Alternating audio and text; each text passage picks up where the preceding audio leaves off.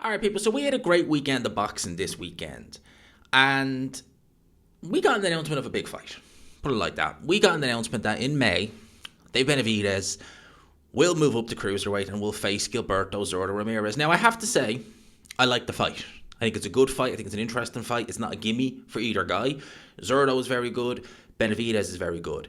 So as a fight as a whole, I'm pretty happy with it. It does leave me a little bit disappointed for two reasons, right? The first reason why I'm a little bit disappointed in one sense is because I think Bivol Benavidez is such a good fight. Because although Dimitri Bivol is a all-time great light heavyweight, no one's going to change my mind on that. All-time great light heavyweight, tremendous talent, tremendous fighter. To see him in there with someone who is as big and imposing, as strong, as durable, and he's very cute defensively, even though it doesn't look it. Very sophisticated defense. The high guard is very good. He's very good up close. Benavidez is a tremendous fighter. Seeing someone like that against Dimitri Bivol, it'd be interesting. It'd be really, really interesting. So I'm a bit disappointed that we're not going to see that fight. But also equally, I'm really disappointed that we're not going to get to see, certainly not anytime soon anyway, Opetaia versus Zurdo. And I'm more disappointed that we're not going to see that fight as opposed to, well, I'm disappointed either way.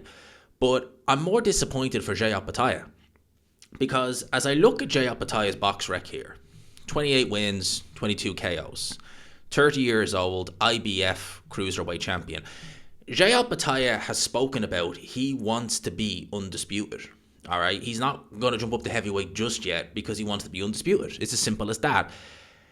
The problem is that you look at his resume, apart from Myris Bradis, it's really just been gimme fight after gimme fight. I mean, David Nyeka, that might be a good win.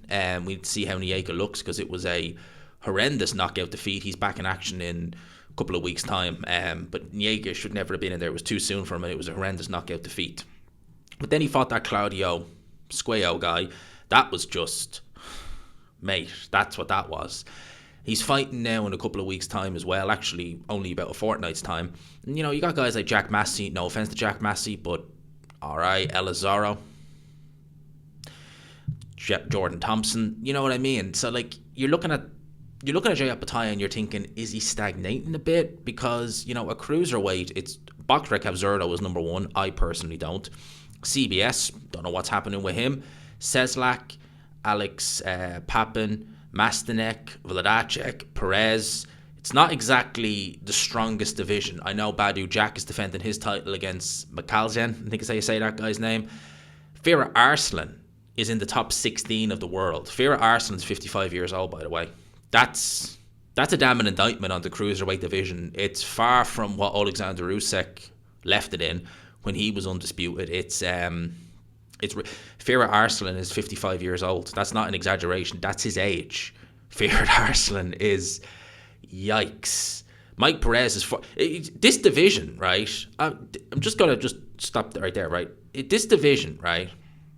There's a guy called Jurgen Jadadi, I think is how you say his name.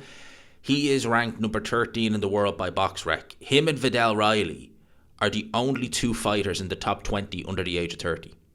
Zurdo 34, Opetaia 30, CBS 35, Seslak 36, Papin 38, Mastanek 38, Vladacek 44. Perez, this is insane, 40. This division, I mean, yo. So this division is not exactly strong. The strongest opponent in the division is Zurdo, who's tied up with Dave Benavidez. You got Badu Jack defending his title. You have then Jay Opetaia in the wilderness. And one of the reasons why I worry about Jay Opetaia is that we kind of see this with certain fighters, is that when they're clearly head and shoulders above everyone else in the division, with the exception of maybe one guy. But we don't know how that fight's going to play out because that one guy is, fighting the likes of CBS. He's now going to fight the likes of Benavidez. And where's the incentive if you fight those guys? You're maybe going to look to entice other people to come up and weight. And therefore, you don't have to fight Jay Opetaia. And listen, I'm not saying Zurdo was ducking him or anything like that. I'm not. But that seems to be the no-brainer. Number one and number two in the division. It's not happening. And at the same time, we've Jay Opetaia here, who I think is stagnating a bit because he's fighting guys who are completely overmatched. we've only seen him twice in there against someone who really is a match for him. That's Benavidez. And now we're waiting around thinking, well, is he going to go up to heavyweight? Because that seems to be the path that he needs to go, because he's going to get nowhere at cruiserweight. But at the same time, you want to see these unifications. You want to see, could he do an Alexander Usyk and go through the cruiserweight division, become undisputed, and then decide, you know what, cruiserweight, completed it, mate. Let's go up to heavyweight. Because the heavyweight division is where it's at now. And it's just, for me, it's frustrating that we're seeing someone like Jay Opetaia, I don't want to say get frozen out. I don't want to say that quite yet. But it's very reminiscent of Triple G. When Triple G was, well, he was different. He was unified champion. But Triple G at middleweight was unifying against guys like David Lemieux. And David Lemieux wasn't no great shakes, really.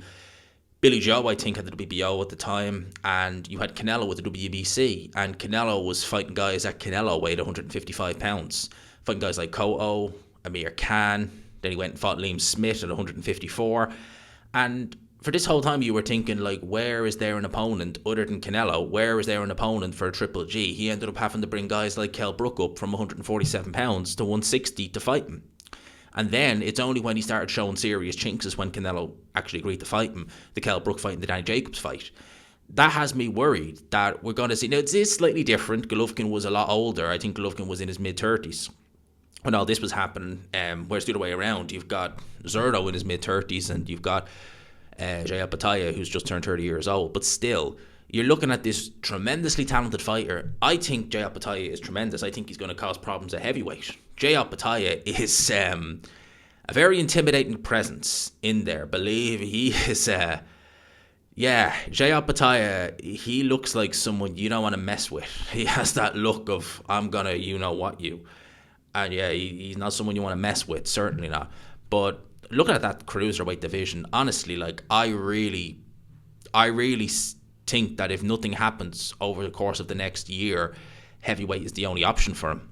I really do, because you contrast the top 20 of the heavyweight division, you contrast it to cruiserweight. It's night and day. I mean, like, you've Alexander Usyk number 1, Fabio Wardley number 2, Ajay Kabayel 3, Dubois 4, Cody 5, Fury is still there, number 6, Gassiev 7, don't know how he got there, Parker 8, Hergovich, Riakporhe, Hunter, F.A. Jagba, Torres, some guy who, Umar Salamov, never heard of him, Chisora, Pulev, Bacoli, Telma, Anderson, Zhang, Hooney, Hesa, Jalalov, Sanchez, Joyce. So many good names, so many good fights that can be had, and so many winnable fights for Jay Opetaia to make his name a heavyweight.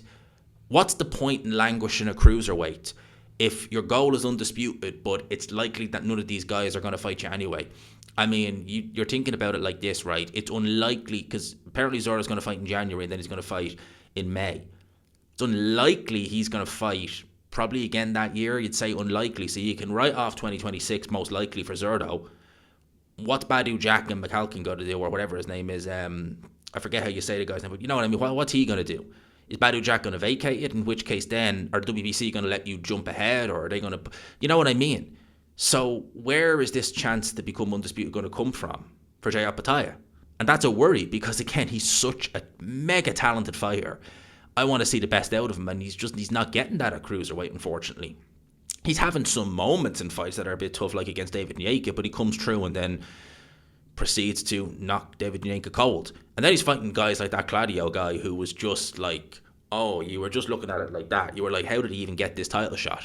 And you're just wondering, it's not good. And I really want to see Jay Opetaia tested, because I think he is so talented, it's scary. And he is a scary individual as well, Jay Opetaia. That's why he's so fun to watch. So, yeah, there's a lot of good with Jay Opetaia, but goddamn, I do wonder what's going to happen now. Is he running the risk, maybe, of getting frozen out of the cruiserweight division? Let me know in the comment section your thoughts below. As always, people, I hope you enjoyed the video. If you could, smash the like button, hit subscribe, all of that good stuff. People, I'll leave it there. And until next time, peace.